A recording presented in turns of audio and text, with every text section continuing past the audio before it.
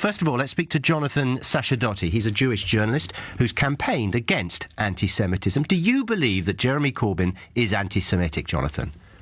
Good evening, Ian. Yes, I do think he's anti-Semitic. I think he's made it very clear throughout his career that he has not only shared some platforms with anti-Semites, and he's now admitting that he's somewhat embarrassed by the public revelation of the things those people have said over the years, but he's also defended anti-Semites, called them friends, and even just this week it's come out that he referred to a Hamas terrorist who had murdered Israeli civilians, including a bride just shortly before her wedding, and her father, as a brother.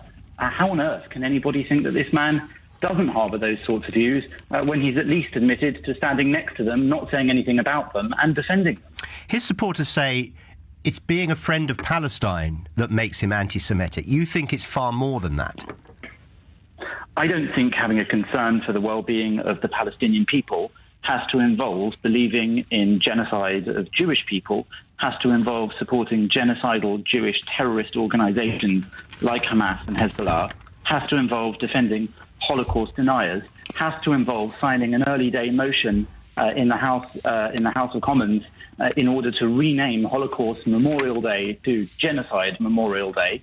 It doesn't have to include, on Holocaust Memorial Day, hosting an event in which Israel was compared to Nazis. It doesn't have to involve any of these things, but Jeremy Corbyn has done those things, and that's why I find it extremely hard to understand how anybody, least of all Jews, can possibly stand by these objectionable views from this objectionable man. What would you like him to say or do now?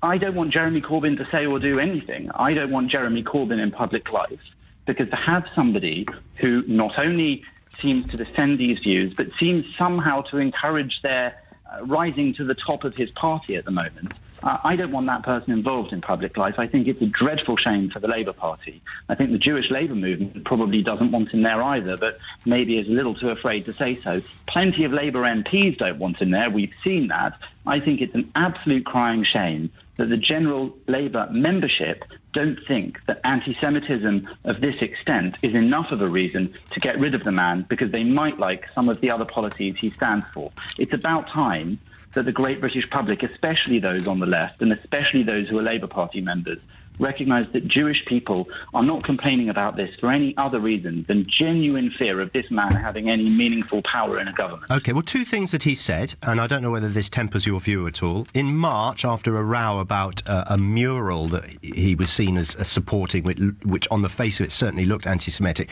he said, I will not tolerate anti-Semitism in and around Labour. We must stamp this out from our party and movement. And today he's responded to the latest story, which dates back to his time as a backbench MP, that Memorial Holocaust Day in 2010, by saying, in the past, in pursuit of justice for the Palestinian people and the peace in Israel/Palestine, I have on occasion appeared on platforms with people whose views I completely reject. I apologise for the concerns and anxiety that this has caused. What do you think of that?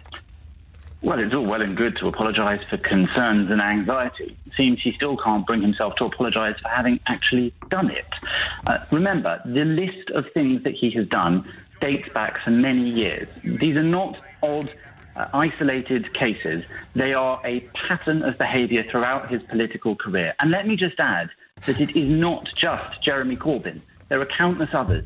There's the Labour councillor Damien Endicott, who shared a video on his personal Facebook profile from a page headlined "Jewish Ritual, They Drink Blood and Suck Baby's Dick," which said that Jews need executing. And Endicott, who is a local official in Hatherley Ward, Bognor Regis, added to that text his own, referring to Talmud Jews, saying that they're parasites who believe any child over 3 years old that isn't a Jew should be treated like a parasite. We've got the Labour councillor in Derbyshire who posted an image of a cartoon hook-nosed bloodthirsty Jew. We've got the appointment of Naz Shah to Shadow Equalities Minister when she herself admitted to racist anti-Jewish posts on social media when she was caught out.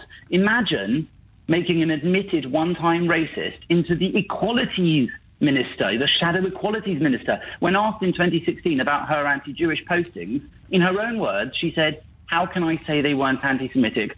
I used language that was anti-Semitic. Can you honestly tell me anybody believes a word of Mr. Corbyn's apologies when these things keep happening again and again and again? Jonathan, thank you. Jonathan Sacerdoti, who's a Jewish journalist. He's campaigned against anti-Semitism.